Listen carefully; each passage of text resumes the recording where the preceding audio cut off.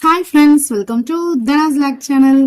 இன்னைக்கு ஒரு பிஸியான விளாக் தாங்க. இங்க பாருங்க, ஒரு பட்டு saree, ஒரு நார்மல் saree. இந்த சாரீல இந்த பிளவுஸ் வந்து அழகா அவங்க ஒர்க் வச்சே கொடுத்துருந்தாங்க. இது கொஞ்சம் அவசர ஆர்டரா தாங்க எனக்கு இன்னைக்கு மட்டுமே, அதாவது இது மண்டே எடுத்துக்கிட்டு இருக்கேன். இந்த மண்டே ஞாயிற்றுக்கிழமை ஃபுல்லாவே ஒரே ஒரு நார்மல் பிளவுஸ் மட்டும் ஸ்டிச் பண்ணிட்டு அதுக்கப்புறம் அந்த கூட ஒர்க்கை வந்து ஃபினிஷ் பண்ணிட்டேன். ரெகுலரா வீடியோ பாக்குறவங்களா இருந்தா கண்டிப்பா தெரிஞ்சிருக்கும். என்னடா கூடன்னு சொல்றாங்களே அப்படின்னு சொல்லிட்டு ஒரு கூடையும் தனியா பின்னிட்டு இருக்கேன். அதுவுமே பாதி ஃபுல்லாவே முடிஞ்சிருச்சு. இப்ப மீதியுமே முடிச்சு அந்த வயர்லாம் வந்து உள்ள இன்சர்ட் பண்ணிட்டேன். இன்னும் கைப்பிடி மட்டும்தான் போடணும். போட்டுட்டு நெக்ஸ்ட் வீடியோல நான் உங்களுக்கு வீடியோ கூடையை காட்டுறேன். அதை வந்து சண்டே வந்து ஒரு நார்மல் ப்ளவுஸ் மட்டும் காலையில ஸ்டிச் பண்ணிட்டு ஈவினிங் ஃபுல்லா அந்த கூட ஒர்க் பண்ணிட்டு இருந்தேன். அதனால நான் ஸ்டிச் பண்ண முடியல. மறுநாள் மண்டே வந்து 3 பிளவுஸ் ஆர்டர் வந்துருந்துச்சுங்க. எல்லாமே 3மே அவசர ஆர்டர் தான். 3மே நான் லைனிங் பிளவுஸ். ஓகேங்களா. நான் என்ன பண்றது யோசிச்சுட்டே இருந்தேன். கொஞ்சம் காலையில வந்து குழந்தைங்களை அனுப்புனதுமே இந்த மாதிரி இந்த 2 பிளவுஸ் வந்து ஒரே ஆளுக்கு அப்படிங்கறதுனால ரெண்டையுமே ஒன்னா போட்டு கட் பண்ணிட்டேன். லைனிங் ஒன்னா போட்டு கட் பண்ணிட்டு அவங்களுக்கு வந்து கட் பண்ணி முடிச்சுக்கலாம் அப்படின்னு சொல்லிட்டு காலையில குழந்தைங்களை ஸ்கூலுக்கு அனுப்புனதுமே நான் இந்த ஒர்க்கை ஸ்டார்ட் பண்ணிட்டேன். கட்டிங் ஒர்க்கு ஃபுல்லாவே நம்ம ஃபினிஷ் பண்ணி வச்சிடலாம். அப்பதான் நெக்ஸ்ட் டக்கு டக்குன்னு அடுத்தடுத்து எடுத்து நம்ம ஸ்டிச் பண்ணா கொஞ்சம் ஈஸியா இருக்கும். ஒவ்வொரு பிளவுஸா நம்ம கட் பண்ணி தைக்க வேண்டாம் அப்படின்னு சொல்லிட்டு இன்னைக்கு என்ன பண்ணிட்டேன் அப்படின்னா கட்டிங் ஃபுல்லா முடிச்சிருவோம் அப்படின்னு சொல்லிட்டு எடுத்துட்டேன்.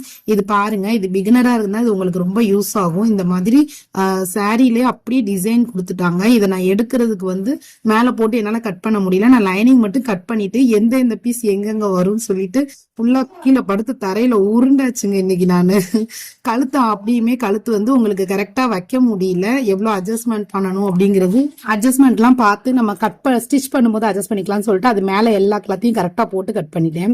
இந்த ஃப்ரண்ட் பார்ட் போட்டதுல தாங்க ஒரு தப்பு பண்ணிட்டேன். கரெக்டா போட்டுக்கு வெட்டினதுல கிராஸ் பீஸ் கரெக்டா வச்சுட்டேன். பட் ஆனா ஸ்டிச் பண்ணும்போது ரெண்டையும் ஒண்ணு போல வச்சு பார்த்துட்டு நான் ஸ்டிச் பண்ணிருக்கணும். கரெக்டான நல்ல பக்கம் கரெக்டா வருதா லெஃப்ட் சைடு ரைட் சைடுன்னு அதை பார்க்காம ஸ்டிச் பண்ணிட்டேன். கொஞ்சம் வரவே இல்லைங்க. அது கொஞ்சம் மல்லுக்கட்டுனே. ஷார்ட்ஸ் வீடியோஸ் பார்த்துருந்தீங்கன்னா உங்களுக்கு தெரிஞ்சிருக்கும். வீடியோவை ஃபுல்லா பாருங்க. எண்டிங்ல அதை எப்படி நான் கரெக்ட் பண்ணேன் அப்படிங்கறதையும் நான் உங்களுக்கு டீட்டெயில்டா சொல்லியிருக்கேன். நான் எப்படியுமே நம்ம அவசர ஆர்டர் எடுத்தோம்னா கண்டிப்பா ஏதாவது ஒரு மிஸ்டேக் நமக்கு வந்துதாங்க ஆகும். ஆனா அதுக்காக நம்ம பயப்படக்கூடாது. எது வந்தாலும் நம்ம சமாளிக்கணும் அப்படிங்கிற எண்ணம் நம்ம மைண்ட்ல இருக்கணும். அது அந்த பிளவுஸையும் கட் பண்ணி முடிச்சுட்டு நெக்ஸ்ட் இன்னும் 2 சாரி வந்துருந்துச்சு. பட் ஆனா என்னால ஒரு சாரி தான் கொடுக்க முடியும். இன்னொரு சாரி நாளைக்கு தான் கொடுப்பேன்னு அவங்க கிட்ட ஆல்ரெடி சொல்லிட்டேன். சொன்னதுனால அதையும் கட் பண்ணி இந்த பட்டர்ஃபிளை சாரி நம்ம அதிகமா பார்த்துருப்போம் இல்லையா நெட்ல, அழகா இருந்துச்சு. அதுக்கான லைனிங் கிளாத்தும் எடுத்துட்டேன். இன்னொருத்தவங்களும் அதே மாதிரி இது வந்து மறுநாள் செவ்வாய்க்கிழமை காலையில 9 மணிக்கெல்லாம் வேணும்னு கேட்டிருந்தாங்க. சோ அதையும் நம்ம கட் பண்ணிடுவோம் அப்படின்னு சொல்லிட்டு இது ஒரு பட்டு சாரியா வந்துருந்துச்சு. அதுக்கும் லைனிங் கிளாத் எல்லாம் எடுத்து ரெண்டையுமே நான் கட் பண்ண ஆரம்பிச்சிட்டேங்க. பட் ரெண்டுமே கட் பண்ணி வச்சுட்டேன். இவங்களுக்கு வந்து அந்த பட்டர்ஃபிளை சாரி உள்ளவங்களுக்கு வந்து இந்த மாதிரி வி நெக் மாதிரி கொடுத்துருந்தேன். அது நல்லா இருக்கும் அப்படின்னு சொல்லிட்டு அந்த சாரிக்கு வீக்கு சுத்தி பட்டர்ஃபிளை வந்து கைக்கு மட்டும் வர மாதிரி இருந்துச்சு. அந்த வி வந்து சுத்தி வந்து ஸ்டோன் வச்சு ஸ்டிச் பண்ணிருங்கன்னு சொல்லியிருந்தாங்க. நல்லா நீட்டா எனக்கு அப்படின்னு சொல்லியிருந்தனால நம்ம அது வந்து சின்ன பிளவுஸ் தான், அழகாவும் பினிஷிங்கா நம்ம கொடுத்துடலாம் அப்படின்னு சொல்லிட்டு நானும் ரெடி பண்ணிட்டேன். அன்னைக்கு ஃபுல்லா இன்னைக்கு இந்த மண்டே ஃபுல்லாவே எனக்கு வந்து ஒரே ஒர்க் டைட்டிங்ல தாங்க போச்சு. காலையில எந்திரிச்சு இந்த ஸ்டிச்சிங் ஒர்க் எல்லாம் முடிச்சுட்டு அப்புறம் அவசரமா ஒரு சொந்தக்காரங்க வீட்டுக்கு போக வேண்டியது இருந்துச்சு.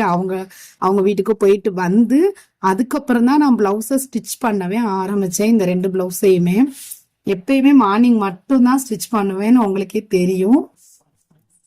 பாருங்க, இந்த பட்டர்ஃபிளை பாத்தீங்கன்னா 3 பட்டர்ஃபிளை தான் கொடுத்துருக்காங்க. 2 கைக்கும் வரணும். அது எப்படி சென்டர்ல கொண்டு வர முடியும் நீங்களே சொல்லுங்க. கோவில்பட்டி கோகிலான்னு சொல்லி ஒரு சிஸ்டர் போடுவாங்க. சாரி தயாரிக்கிறவங்களுக்கு எல்லாம் நான் ஒரு இது சொல்றேங்க, இப்படி எல்லாம் கொடுத்தீங்கன்னா நாங்க எப்படி ஸ்டிச் பண்ண முடியும் அப்படின்னு சொல்லி குறை சொல்லிக்கிட்டே இருக்கீங்களேன்னு சொல்லி வீடியோ போடுவாங்க. ஆனா உண்மை அதுதாங்க. அவங்க சொல்றது எல்லாமே கரெக்டா தான் இருக்கும். இதை எப்படி நம்ம சென்டர்ல 2 கைக்கும் கொண்டு வர முடியும்? சோ நான் என்ன பண்ணிட்டேன், அதை அப்படியே கட் பண்ணி எடுத்துட்டேன் தனியா. அந்த பட்டர்ஃபிளைய சென்டர்ல நம்ம வச்சு ஸ்டிச் பண்ணி கொடுத்துக்கலாம் அப்படின்னு சொல்லிட்டு வேக வேகமா இந்த ஆர்டர்லாம் முடிச்சுட்டு அந்த சொந்தக்காரங்க வீட்டுக்கும் போய் அவங்களையும் பார்த்துட்டு வீட்டுக்கு வந்து ஸ்டிச் பண்ணும்போது மணி சமையல்லாம் முடிச்சுட்டு அதுக்கப்புறம் தாங்க ஸ்டிச் பண்ணேன். மணி 3:30 மணிக்கு தான் ஒரு அந்த கிரீன் கலர் பிளவுஸ் வெட்டினேன் இல்லையா, அதை ஸ்டிச் பண்ணேன். அவங்க வீட்டுல வந்து பூனை குட்டி போட்டிருக்குன்னு சொல்லியிருந்தாங்க. ஸோ அதையும் கொஞ்சம் நேரம் வீடியோ எடுத்துக்கிட்டு இருந்தேன். என்னோட குழந்தைங்களுக்கு காட்டினா கொஞ்சம் என்ஜாய் பண்ணுவாங்களே அப்படின்னு. நான் போகும்போது தாய் பூனை இருந்துச்சு, ஆனா உள்ள விட மாட்டேன்ருச்சு. ஆனா கொஞ்ச நேரத்துல அதுவே வெளியே போயிருச்சு. அதுக்கப்புறம் போய் எடுத்தேன். அழகா இருந்துச்சு. 3 பூனையுமே கியூட்டா இருந்துச்சு. 3:30 மணிக்கு இந்த பிளவுஸை நான் ஸ்டிச் பண்ண ஆரம்பிச்சேங்க. 5 மணி 5:30க்குலாம் உங்களுக்கு கொடுக்கணும். ஸோ ஓகே, அதுக்குள்ள நம்ம ஸ்டிச் பண்ணணும் அப்படின்னு சொல்லிட்டு. இப்ப இதுலயுமே நிறைய பேர் பிகினர்ஸ் இந்த மாதிரி பிளவுஸ் வருது சிஸ்டர், இதெல்லாம் எப்படி நம்ம மேனேஜ் பண்றதுன்னு தெரியலன்னு சொல்லுவீங்க. லைனிங் கிளாத்ல நம்ம கழுத்து பகுதியை வரைஞ்சுக்கோங்க. வரைஞ்சிட்டு இந்த மாதிரி நீங்க கரெக்டான சென்டரை வச்சு பாருங்க. வச்சுட்டு எவ்வளோ இன்ச்சஸ் எக்ஸ்ட்ராவா இருக்கோ அதுல அப்படியே சென்டர்ல இருந்து டாட் பிடிச்ச மாதிரி ஒரு நேரம் மேல பெருசாவும் கீழே ஒல்லியாவும் கொண்டு வந்துருங்க. அதுக்கப்புறம் நம்ம லைனிங் கிளாத்தை வச்சு பாத்தீங்க அப்படின்னா கரெக்டா இருக்கும். பார்த்தா உங்களுக்கு தெரியுதா இல்லையா? நான் எப்படி அதே மாதிரி அடிச்சேனோ அதை மாதிரி வச்சு பார்த்தா அடிங்க. இப்போ வந்து லைனிங் கிளாத் எப்பயுமே கட் பண்ணும்போது வரைஞ்சு மட்டும் வச்சுக்கோங்க, கட் பண்ணாதீங்க. இது நான் ஸ்டிச் பண்ணும்போது மட்டும்தான் அந்த கழுத்து பீஸை கட் பண்ணி எடுத்துட்டு இப்போ அது மேல அப்படியே நான் விரிச்சு பேஸ்ட் பண்ணிட்டு நமக்கு அங்கங்க ஸ்டோன் இருக்கு பாத்தீங்களா, கரெக்டா அந்த சென்டர்ல வர்ற இடத்துல ஊக்கு இல்லைன்னா பின் ஏதாவது குத்திருங்க. குத்தி வச்சுட்டு ஸ்டிச் பண்ணுங்க. தையலுக்கான அளவு எவ்வளவு விட்டுருக்கோமோ அந்த அளவை வெளியில வச்சு கரெக்டா ஒரு பின் குத்திருங்க சென்டர்ல. அப்புறம் லெஃப்ட் சைடு ரைட் சைட்லயும் ரெண்டு பின் குத்திருங்க. என்கிட்ட 2 பெண்ணு தாங்க அவசரத்துல இருந்துச்சு. ஸோ இன்னொரு பக்கம் நான் பின் குத்தல, கையை வச்சு பிடிச்சி ஸ்டிச் பண்ணிட்டேன். இன்னொன்னு பாத்தீங்க அப்படின்னா இது வந்து பக்கத்துல அந்த இதுல வந்து ஸ்டோன் கொடுத்துருந்தாங்க.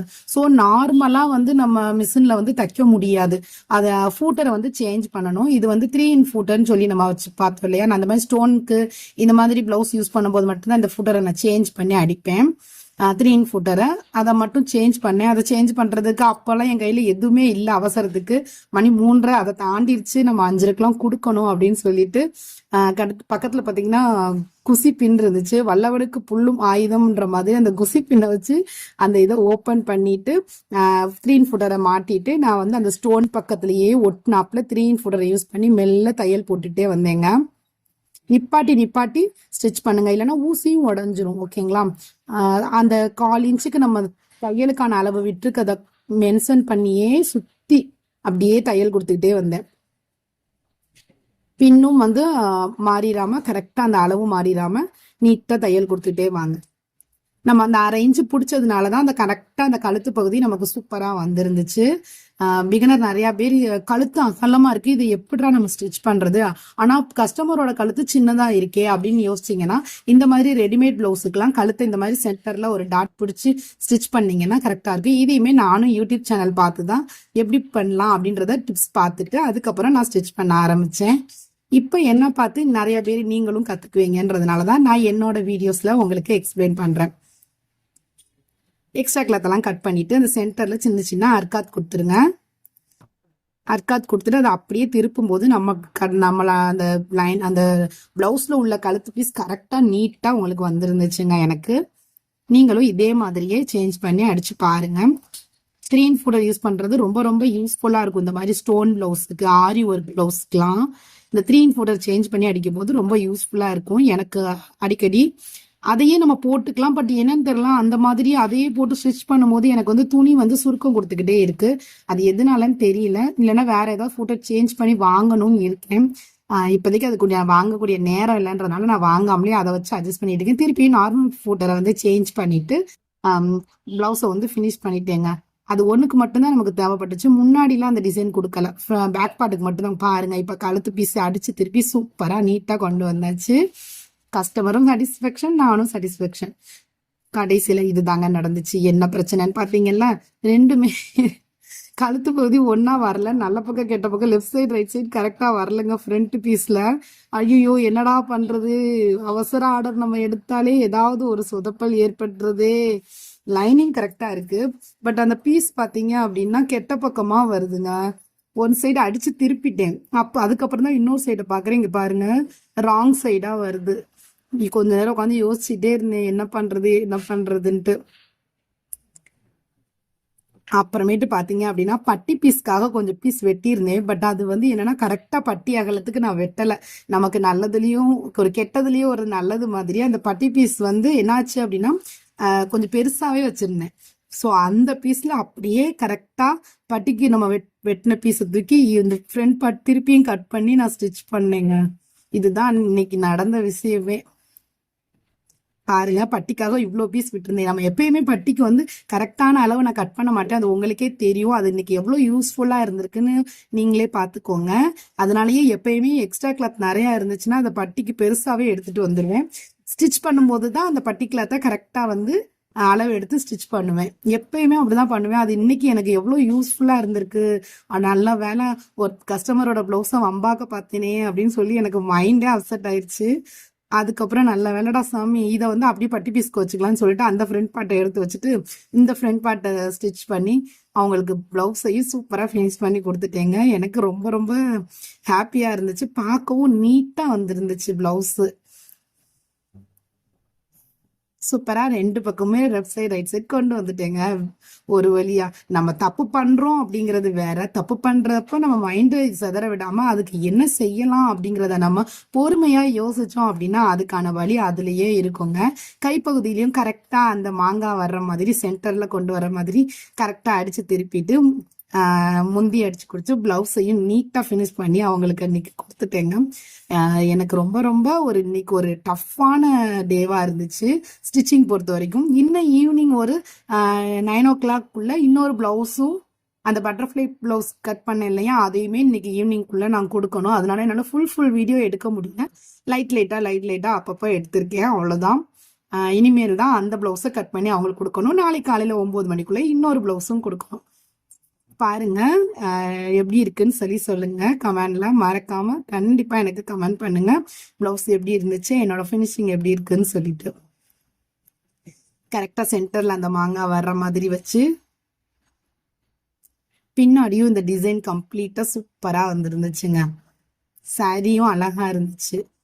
ஆடி ஆஃப் எடுத்திருக்கேன்னு சொன்னாங்க, பட் ரேட் சொன்னாங்க, எனக்கு மறந்துருச்சு. இந்த வீடியோ பிடிச்சிருந்துச்சா மறக்காம லைக் கொடுத்துருங்க. நீங்க உங்க லைக்கும் உங்களோட கமெண்டும் எனக்கு ரொம்ப மோட்டிவேஷனலா இருக்கும். மறக்காம கமெண்ட் பண்ணுங்க. ஒரு சிஸ்டர் அன்னைக்கு ஃப்ரண்ட் பீஸ் எல்லாம் எப்படி மாத்தி வச்சு அதை எப்படி கரெக்ஷன் பண்ணணும்னு சொல்லி ஒரு சிஸ்டர் கமெண்ட் பண்ணியிருந்தீங்க. கண்டிப்பா அது வந்து லைனிங்கை பிரிச்சு அடிக்கிறதுங்கிறது ரொம்ப கஷ்டமான விஷயம். ஆனா அதுவே நம்ம கஸ்டமருக்கு நம்மளோட சுச்சுவேஷனை எடுத்து சொல்லும் போது கண்டிப்பா அவங்க புரிஞ்சுக்குவாங்க. நீங்க சொல்லி புரிய வச்சேன்னு சொல்லி சொன்னது எனக்கு பிடிச்சிருந்துச்சு. தேங்க்ஸ் ஃபார் வாட்சிங்.